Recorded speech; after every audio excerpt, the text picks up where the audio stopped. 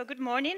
I am very happy to host this 1 hour panel debate that we are having on a window on what's happening at European level. I have a very nice lineup of speakers for today. This session is going to be in English and German. So if you don't speak one of the two languages, I think that there are at the entrance these little devices for translation. I will just call, first of all, our panelists on here to join me. Please welcome, we have two distinguished guests from Brussels, Professor Dr. Andrea Wechsler, who's member of the European Parliament, from the EPP group. Please come on in. Christine Singer, also member of the European Parliament. Please take a stand in the middle, because we want women always in the middle. Mr. Karl-Heinz Backhaus from Vaillant group from the heating industry. Giuseppe Lorubio from Ariston group, also from our industry. And then we have Wilko Specht from the Federation of German Industry, the VDI. Thank you for joining us on this panel. I will sit a little bit with you. And as I was saying, this panel is looking at specifically what happens at the European level. Obviously, we are in Germany. This is a German fair, but it's also a European fair. And we thought that it would be useful to look at how the regulatory framework in which all the companies that are displaying here are operating, how this framework is changing, how is it actually working, and what are the actions that we can, on one side, expect from policy, on the other side, also wish to have from policy. That's why we called it from the Green Deal to the Clean Industrial Deal. Green Deal, as you know, is this mega policy framework that has been the defining topic of the last European Commission, the last European mandate that just finished last year. We are still in the Green Deal because the targets of the Green Deal have been set, but the implementation still has to happen, or partly at least has to happen. And at the same time, we have seen a much more accent, much more interest in the last months, obviously with a change in international setting to what actually Clean Industrial Deal has been called by the European Commission. So what about the competitiveness of the industry that complements that part of the Green Deal that we've been focusing on the last 4 years? So I will start maybe with a question to my industry representatives, so that then my policymaker side can respond and see how we feel policy can help, direct, support, favor, foster on this, let's say on the major challenges that we have. So the first question that I would have, maybe we start with Germany, Karl-Heinz, is okay. The EU has big goals, climate goals for the transformation, particularly of buildings. How are we? What is the market telling us that where this is going? Obviously, I'm asking this in relation to where the heating market is going, because that's such an important part of the building transformation. We know that heating represents 40% of the energy consumption in Europe, so it's very important, and heating within a building represents 80% of the energy demand. So it's a really important part. What is the market telling us at the moment in terms of where do we install enough of these wonderful technologies that we need for the building transformation? Karl-Heinz. Yes, thank you very much. What does the market tell us today?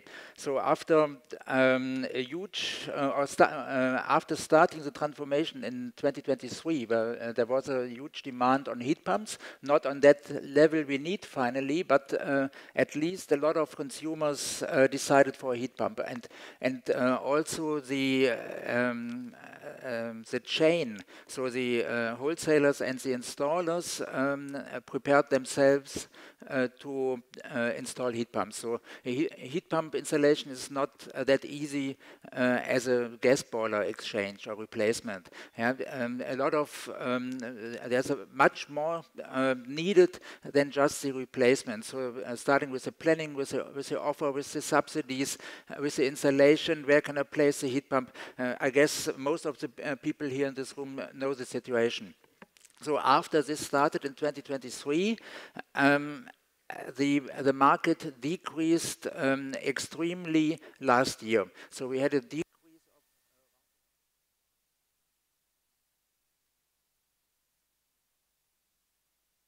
of the moment where the none of them is working. Oh. Ach, das ist, glaube ich, an.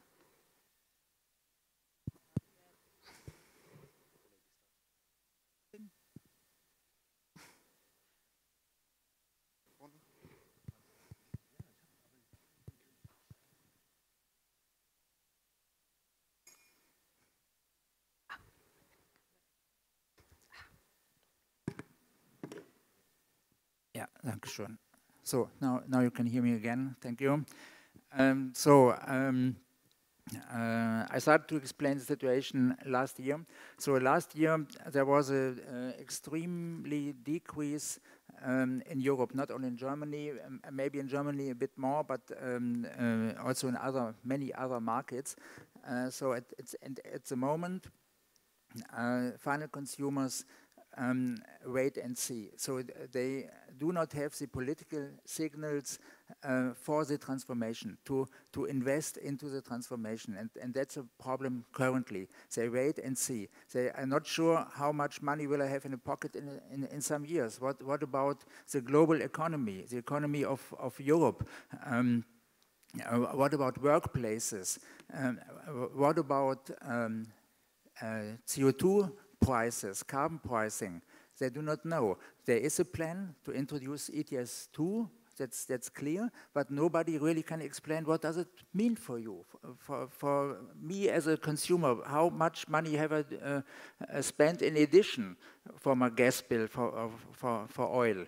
And that's not clear. So people wait, and especially maybe in Germany, they wait for the local heat plants. Yeah, each community, each local government is asked to develop a local heat plan, must be finalized in 2026, and for rural areas in 2028. So people say, so then I wait for this, and my boiler is running, and why should I invest in transformation technology? That's the situation right now, and from my point of view, very clear signals from the politicians are needed to solve this problem. But that's my next question. Yeah. Wait a second. Okay.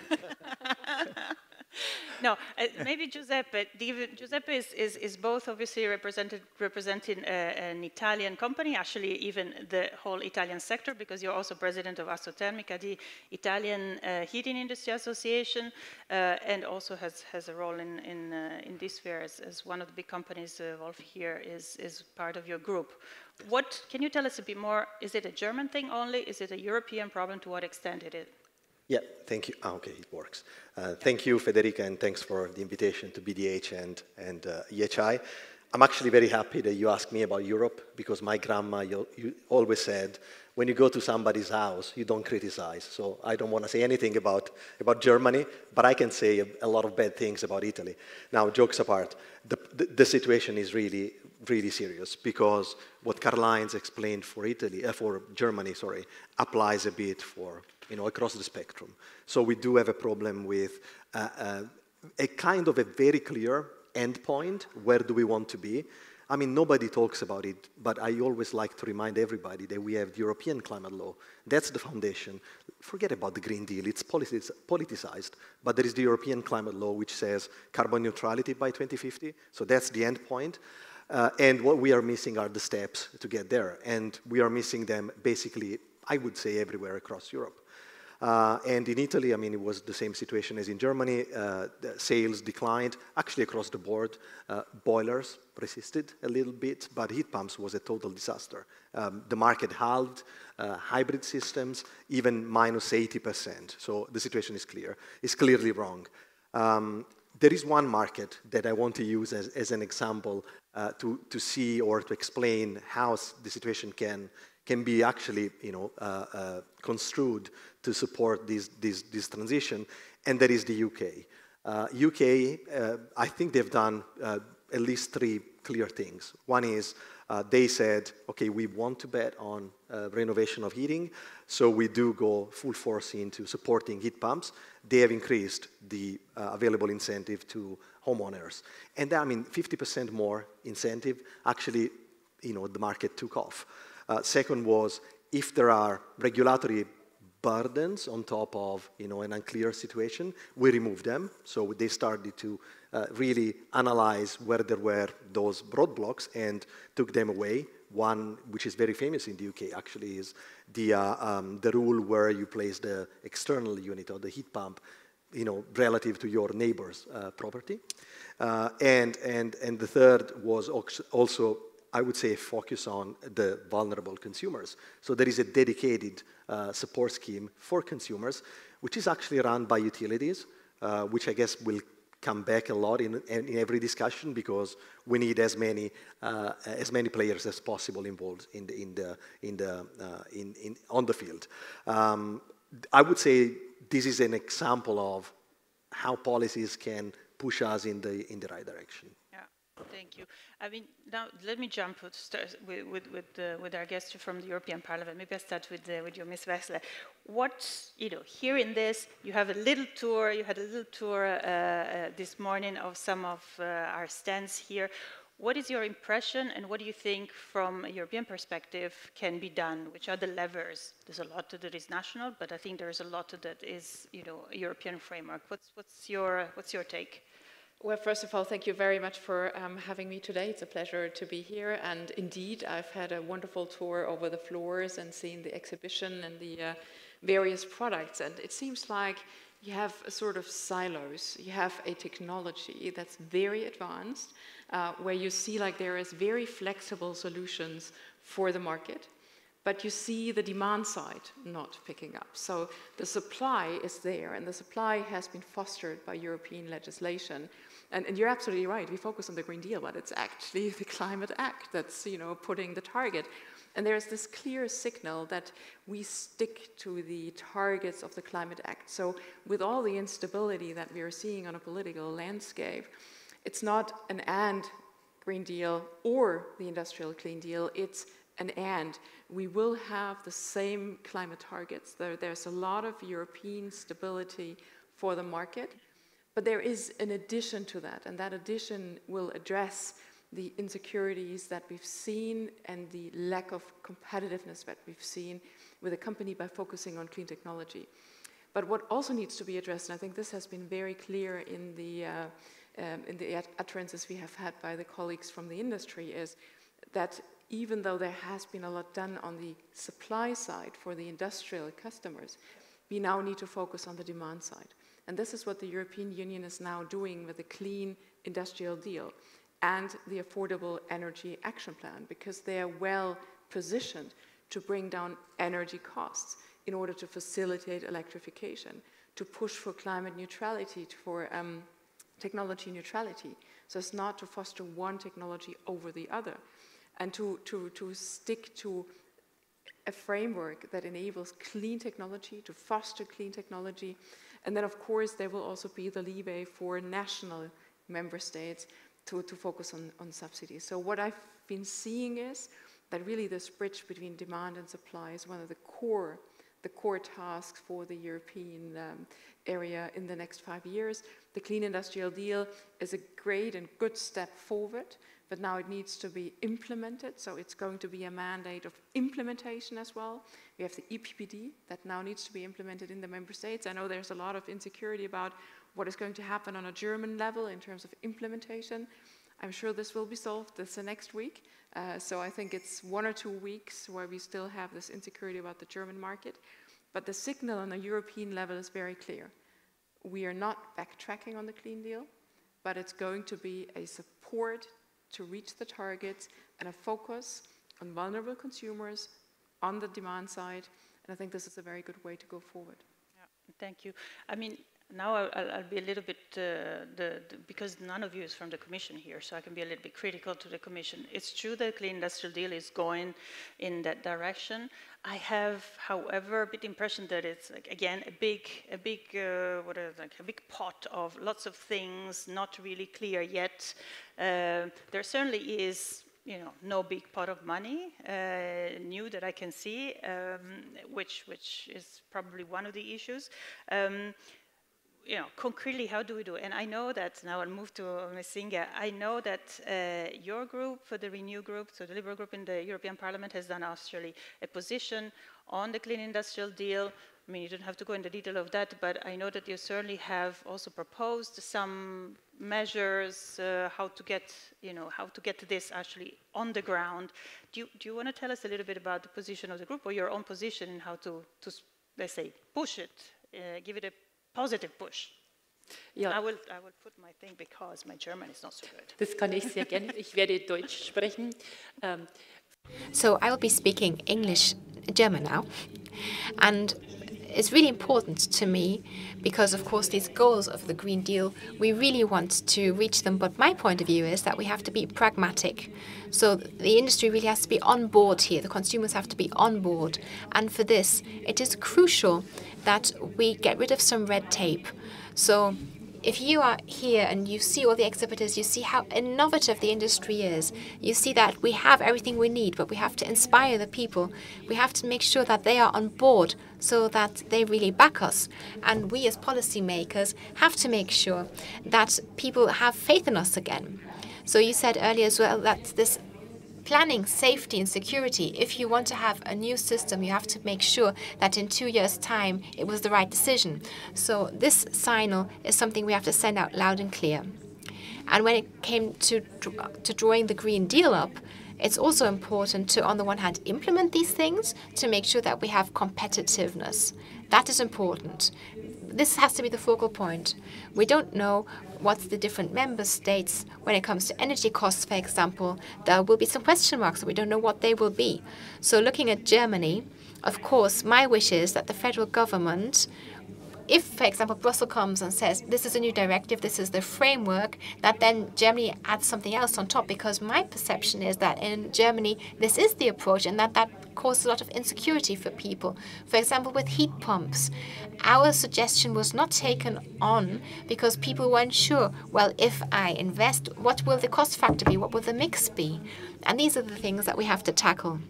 We also have to make sure when it comes to subsidy programs that they are a lot less complicated. So I am originally a farmer, and we had a district heating system installed, and we got our neighbors on board. We supply heat to our neighbors, and we have a great small unit. I'm from municipal policy. This is the way things are supposed to be. You get so much advice, but taking this step, going through with the subsidy, it's the same development, basically. You have to decide which system, how do I set it up, then how do I go about the subsidies? It is so complex. It is far too complex. And this is a huge deterrent for people. And really, this is a key factor for me. So how can we make sure that these subsidies are easy, that there are incentives with these subsidies?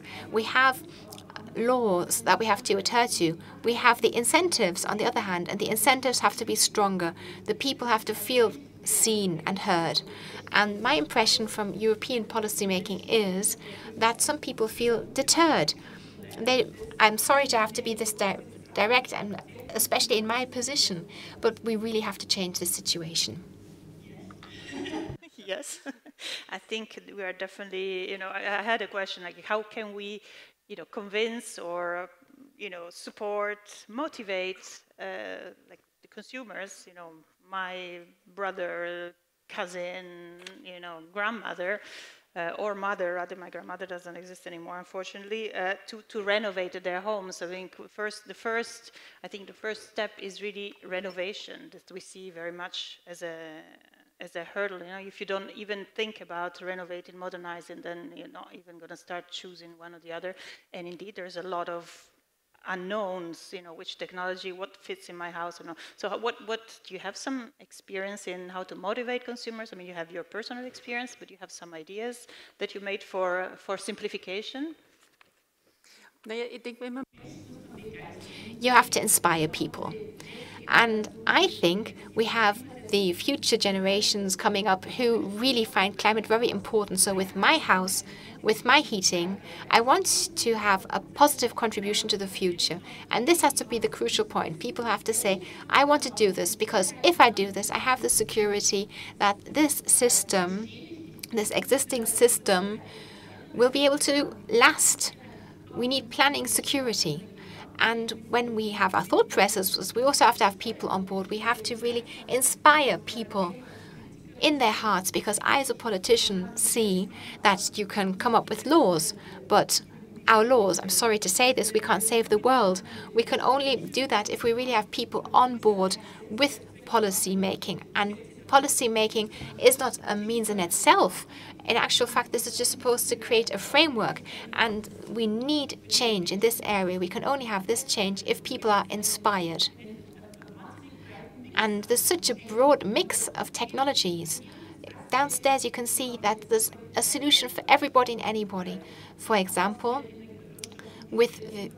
I was looking at new resources, and as you know, I own a forest, so I thought, hey, it's so interesting to see what there is for rural areas, because then these smaller circles can be enforced.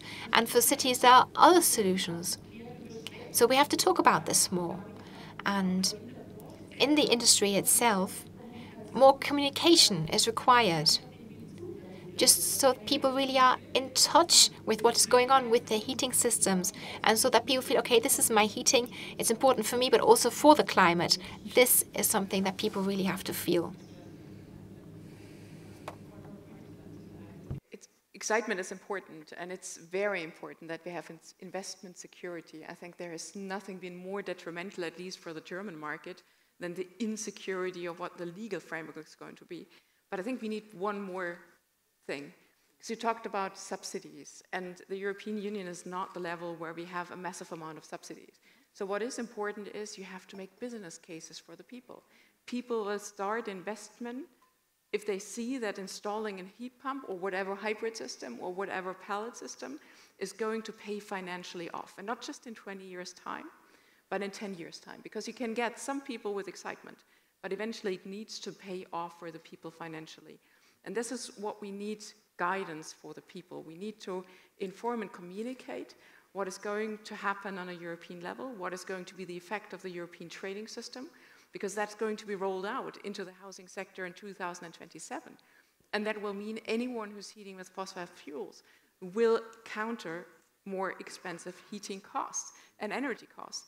And there needs to be a clear calculation for each individual home. What does the ETS2 mean for my individual heating situation, or cooling even? In Europe, we have a lot of cooling systems as well.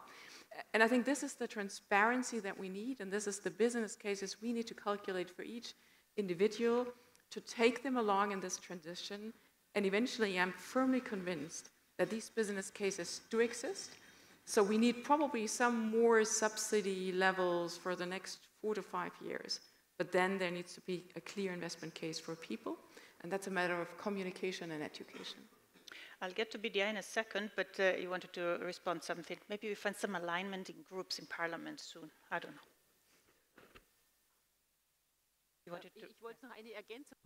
I wanted to add something. It's really important because for each and every household, it's such a big challenge. So there's this great idea of companionship. And I realize in a rural area that people get together and people say, hey, let's get together, let's found an organization, let's get started together. And this idea of really getting together to create change, that wheels us together. It would be so good if we did that more. And it also provides more security as a community. So these things existed in the past, and then we all became so individual. But we really have to promote community again, because then more is possible. opportunities is there, and it's been implemented, I think, in some places more or less, but I think still more can be done, to be honest. I wanted to talk about, we'll come back to the money issue in a moment, but I wanted to go back to BDI, because you have actually promoted an initiative on energy efficient buildings, and I don't know anything about it, so I would like to know more about it, and possibly also the colleagues. What is it? What is the aim? It's German specific, but perhaps interesting, broad, for a broad, let's say, panel of markets. Okay. Thank you very much for having me and for the question. The BDI is convinced that we need to reach the goal of climate neutrality, and every sector has to carry its burden, let it be industry, let it be energy, let it be buildings, mobility, or agriculture. And we have seen that it's especially difficult to get the building sector going. So industry is delivering, but the building sector as well as the mobility sector have problems with decarbonizing sufficiently with regard to timing. And we as BDI see different needs, of course, in the building sector. First of all, to reduce the demand of energy. Second, to replace the heating systems, and thirdly, to transform the energy carriers, let it be electricity, let it be gas, or let it be fuels. And we need everything in the building sector, of course. And our initiative wants to raise awareness at the level of politicians as well as at the level of the people to contribute to the goal of climate neutrality in the building sector, and to do what has to be done. We have seen an acceleration in the last years. Politicians are much more aware today of the burden that the building sector has to carry, and several initiatives have been undertaken. And at the same time, we not yet have the setting, we not yet have the policy framework that we need to get the transformation going. And from our point of view, there are 2 points which are especially important. First is clarity with regard to the demands for the people to transform their buildings. So the law and what is written down there, and secondly the funding programs that people need to finance the transformation of their buildings. And at both points we see a need for action on behalf of politicians with regard to clarity of the legal demands, and secondly with regard to the reliability of the funding programs. And I'm convinced that reliability of funding programs is even more important than bureaucracy or less bureaucracy of the funding programs. In Germany, we have seen several funding stops in the last years, and this is what people don't like at all. There we need action on behalf of politicians on the European level, but especially on the national level, and we hope that the wannabe coalition partners from CDU, CSU and SPD manage to get that done quickly. Yeah. And yeah, that links very much with the question that I had on the money side, because I mean, now let's face it, Europe in a few weeks, months, but certainly the last weeks starts looking very different. And one of the big topics is, of course, where are we going to put the money, or how are we going to put the money? This was pretty much clear, I think, already in the European election campaign. What are the, for when you were elected, what are the big topics here? What do we fund really? And so I think this topic remains. Do we fund defense? Because now we need to step up. Do we fund the green transition? Because in the end, moving the demand means also making sure that customers, consumers, us, have the possibility of investing in home renovations, et cetera, So do you see and I'm turning to you first, do you see that at European level there is this debate and therefore that, the urgency of defense, for example, will cut down the urgency of Green Deal implementation? And if that's the case, how do we make it?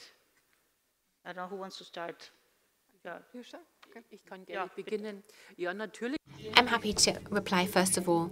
So, of course, we realize that we're going to need money for defense, and I think it's very clear at the German level as well, at a European level as well, and this is definitely something that is going to happen. But still, we need a framework. And I really stand behind the Green Deal. We want the Green Deal, and we have to make sure that our economy, our business, all our businesses, we have to make sure that we remain strong, competitive, and that the people have the faith that these programs which will be launched, that they can stand the test of time. So that is the big challenge here.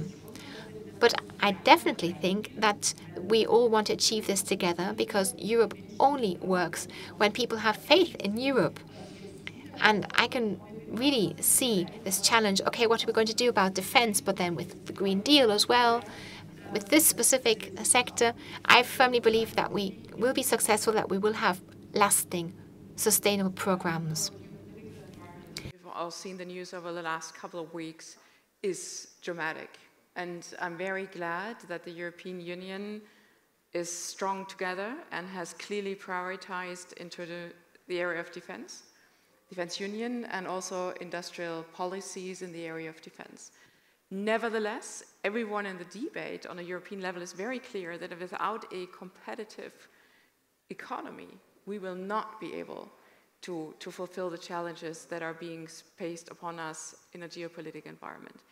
And when it gets to the energy sector, I believe it's one of the most crucial sectors for keeping up and keeping clearly in the defense area. We've seen that energy is on a strategic level very, very crucial.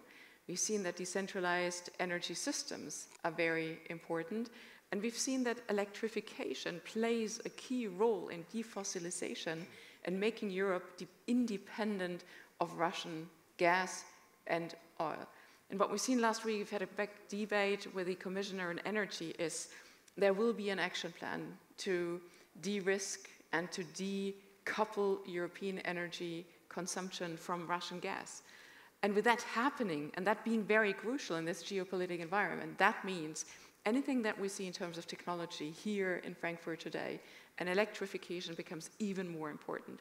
And that's what renders me very optimistic, that defense doesn't mean we're not going to fund the Green Deal or we track down on competitiveness. On the contrary, I do think this is a very important point in time where energy production, energy supply becomes even more critical, and the area of electrification has gotten an even more important role than before. Mm-hmm. Industry people, what does make our sector competitive, like internationally? Karl-Heinz and then Giuseppe. Yeah. First of all, again, demand. So demand must be created, and why are the people are not investing today or less investing today?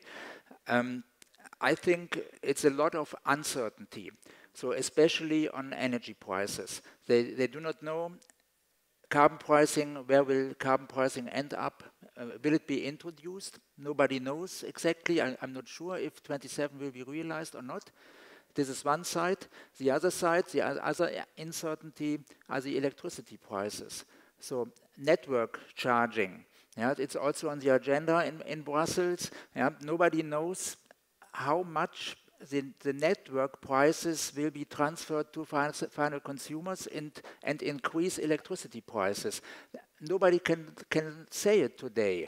There are two crucial points. One, the fossil prices for gas and oil, the other one, prices for electricity. And anyhow, we must achieve, or the politicians together, we must achieve that a certain kind of certainty must be there, that where people can believe in.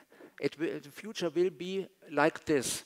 We must achieve this. Otherwise, we cannot run the transition. Transition means electrification, and there are too many uncertainties. And by the way, the European climate goals should be as they are today and as they were in the past, and we should be very careful to set the 2040 target. Currently, there's a proposal of minus 90% reduction compared to 1990, and from my personal view, it's absolutely unrealistic, and the Commission should not set this target, and everybody knows we cannot and we will not achieve it. We should have a realistic target. Giuseppe, are we achieving the goals for 2030 in the building sector, you think? Can I? I will leave the room right now. I don't know.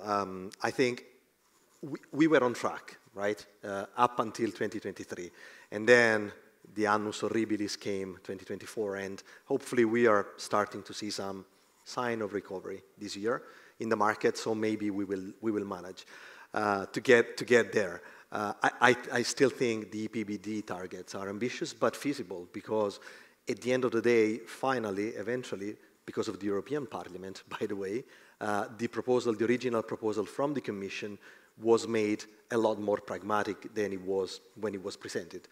Where specifically? Can you tell?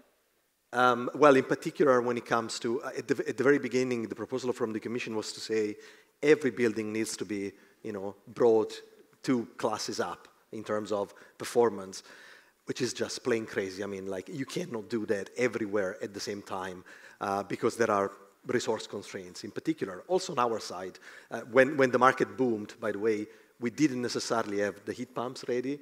We didn't necessarily have the installers trained. So it needs to be played out in a joined up fashion. Nowadays, it is on average. It's an average target. You need to reduce economy-wide in the residential building minus 16%, which is, again, challenging but feasible. I think what I wanted to say actually is, so we need to do our part. I don't think we shy away. We need to still invest in technology development. I guess this fair year is a testament to that. There will be a lot of solutions that will be presented. We need to actually invest more in the installers. I just spoke about installers. Installers actually are our best ambassadors. They are the ones that they go to my mother or to Frau Ursula, as I used to say. Any reference to Madame von der Leyen is actually very much on purpose here. But they need to go to the people and explain what's going to happen and be their counselors. And that's very important. And third of all, I mentioned that beforehand, we do need, again, joined up thinking. We need to team up with the energy system players. Just to give you an example, not from Germany, but from Italy, we usually speak to the gas value chain and ask them, hey guys, what are you going to do about biomethane or hydrogen, right? And the typical answer that they give you is, we would prefer not to give you numbers, because otherwise we will do what the electricity sector did. And what did they do? Well, actually, they gave numbers, very ambitious targets, that now they cannot meet because of several reasons. And we don't want to be blamed 5 years down the road. So we have our plan. We know what we want to do, but we are not ready to communicate, very, very extensively, because we don't want to be blamed down the road. And, that creates a bit of a trouble for us, because we would benefit a lot if we actually knew really what their plans are, so that we could actually say, for instance, in rural communities, there would be bio-LPG available. Yes, but how much? So, the joined up thinking comes back. But can I ask you, because you were part of a study, actually, that looked at decarbonization of buildings by 2050, looking at how the targets can be met and how much it would cost to have electricity-only scenario, mixed scenario with what you were mentioning, biomethane, hydrogen, I don't know, various, sort of multi-technology, What can you maybe tell a little bit more what that results were? Yeah, sure. So we essentially asked to model 2 different pathways, one which was heavily electrification, like 90% plus, and one which was multi-technology. And the result is, and we go back to the joined-up thinking, the problem with the electrification-only pathway is that the investment on the electricity side would be so huge that we actually would need a lot of money. Whereas if we had at least some, I would call them pockets of green gases available, they would actually contribute to decarbonize, because at the end of the day, we are after decarbonization here, and at the same time, avoid a lot of costs. And the final result of that was that actually, we would reach the famous European climate law objectives, but at a lower cost. So the end result was $500 billion less costly, the multi-technology pathway compared to the full electrification. But just let me say something that I forgot about the UK, and I think that ties back to the points that were raised by Ms. Wechsler and Ms. Singer, and that is information. UK, still going back to the UK, they actually just launched very recently a very nice TV ad about letting people understand that heat pumps actually do work, even in cold, damp climates like it could be the UK. And as far as I'm told, that is actually starting to move the needle in people understanding, the benefits of the technology, the way it works, the fact that it can be suitable to different climates, different houses, and it can be basically good for everybody. So again, joined up thinking. If all of these, points were to be taken together, maybe we can reach the targets. To go back to your original question. This is one of the nice to have, let's work together type of thinking. But can I ask, who should take, I mean, it's obvious that, the consumer is the end element that needs to be moved for the demand. So part of it is mobilizing him or her through a business case, but also, like Ms. Singer was saying, making the motivation come also through a purpose. We want to contribute to the climate, etc., etc. Is there, campaigns that we can inspire ourselves? Should the Commission do something? Shall we mobilize these 2 ladies here to go to the Commission and put some money on a huge campaign? Should BDI do this at national level and the various BDIs? Who starts this? Because I think we've been discussing this. The consumer is king for a long time, and in many sectors, but I think that this still is a sector where it's difficult to talk for industry directly to the last one, and then it's difficult for the Commission because it's something far away, but at the end then nobody does it, or not to the extent that it's efficient. Any ideas from the panel? Can I very quickly? Sorry. But you're the one that talks most. And yeah, I'm sorry. But just 30 seconds, if you allow me, Federica. Just another study that we did as EHI, by the way, which was about the role of the energy label. And what's more important, I think what's the most important message that comes out of that is, again, the installer. People go to the installers to know what's going on and what they should do. So, and that's on us to train the installers, to open up academies around Europe, to make sure that they understand what we have in store and they can communicate it. That was a good study, I think. Yeah. Ms. Wechsler, then I have you, and then I have you, and then we will finish here. I think that goes in the line which I was supposed to say. The question is, what is the role of politics in here? And certainly the role of politics is not eventually to educate the consumer. Our role is to open up the market, to allow for solutions, to foster clean technologies, and to allow the social market economy to work. And so I'm absolutely with you, Mr. Lorubio, because I do feel, whom do people trust?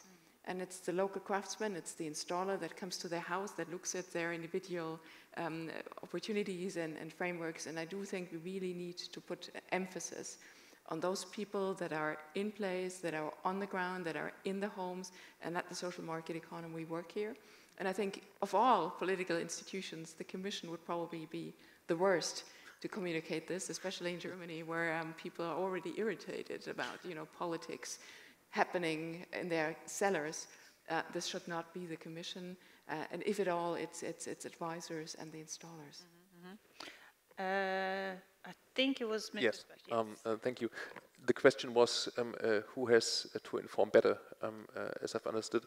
And I think the industry is not only well positioned. We see it today at ESH, the different products for the different situations, for the different buildings in different demands. And I think industry is also already informing very well on the internet, on the social media, on their products and the suitability. They are even doing offering a consultation which technology is suitable under which permissions, etc. So from my perspective, industry is doing its job, and at the same time we need more information, better information on behalf of governance, on the government regarding the things which are available on the side of the technique, as well as on the side of the programs, the support programs, let it be the consultation, energy consultation, let it be funding programs to invest and to buy a new heating system, for example. In Germany, they started an information campaign, and we welcomed that. We asked for that several years ago already, and it started in 2023, I guess, 2 or 3, and it was even improved, but nonetheless it has to be improved further, because people do have questions, and more people do have questions, and we need information offers for every part of a population on the different information channels, let it be written paper or let it be the internet, and things have been improved, but we are convinced that we really need a campaign on what has to be done, what can be done to help people make their decisions. And I again say, before that, we need clarity and reliability on behalf of the instruments and the funding programs, so that people know what they have, and so that people are informed what they can do and how. Yeah. Karl-Heinz, you wanted to add something on it? Yes, exactly. I'd like to confirm what Wilko said, and like to add one example. So it's not so easy from Brussels to motivate the market. That's clear, because it's mainly up to the member states to set up the right measures to motivate the market. And I'd like to mention one example from Germany from last autumn, when the heat pump market was already decreasing. The ministry decided to set up something like a heat pump conference plan, especially for rural areas, and in more than 100 places all over Germany, information conferences for final consumers were organized by the National Energy Agency and supported by industry, supported by installer associations on local level, and each single consumer could go there and place the questions he has. And I think this is a very good idea, because this concept directly could ask or could get into contact with the interested people. And maybe Brussels can support this with money. Maybe. Yeah. No, that's certainly interesting to get down to the last. This is the concept, I guess, of this one-stop shop that we've been talking in Brussels for ages, and I still don't know where they are, if they exist. I always asking my representatives from the industry to give me some examples. Maybe this is one is a good one that we can bring also to Brussels and back down to other countries. Ms. Inge, what do we do for talking to the consumers, making them know? And you seem to be the one that has more of this approach. I think you have some good ideas. Ja, ich denke, das ist wichtig. It is important, indeed, very important, that we inform our consumers. If we want to talk to them, we have to help them, and you have to do it in a nice way. So you have to give people the feeling, if you do it, it is good. It's good for you, it's good for climate, and have a good feeling about it. Because we all know, how do you take this type of decision? You simply want to know that you do the right thing. I have yet another topic, we didn't talk about it. Red tape bureaucracy. As a politician, it's interesting for me. If you talk to people at the exhibition stands, they say documentation, that is too complex, it is too much, we don't trust politicians, and the experts say we don't trust politicians anymore. So that would be interesting to hear from the companies. It's something we hear it everywhere. You have it in all areas of industry. Documentation is important. It is too much. We are overwhelmed. We can't keep up with the documentation. So it's good that politicians in these areas talk to the economy to know more about the systems. So you do not only want to have this feeling that politicians tell you what to do, but we are here to strengthen the circles. And I am a practitioner, really. So we have to work on it a lot, no matter on which level. It is a key for me. So I kindly ask the representatives of industry, what would you like to do? So we need so much manpower to fulfill all the requirements, especially also reporting requirements.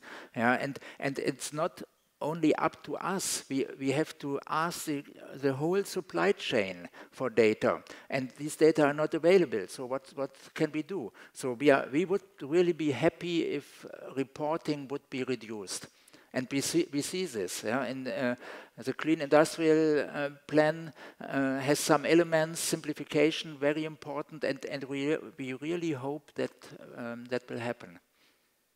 Yeah, thanks for this remark.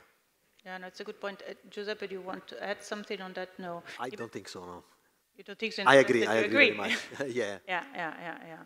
And I think generally... Well, I same. totally agree that there has to be less documentation demand. I'd like to add another point which we think has to be done on the European level. We observe that there is a lot of discussion going on, even in parliamentary groups such as the EPP, which supports the goal of climate neutrality, that there is discussion going on how and whether to implement the legal acts that have been agreed on. For example, the ETS2.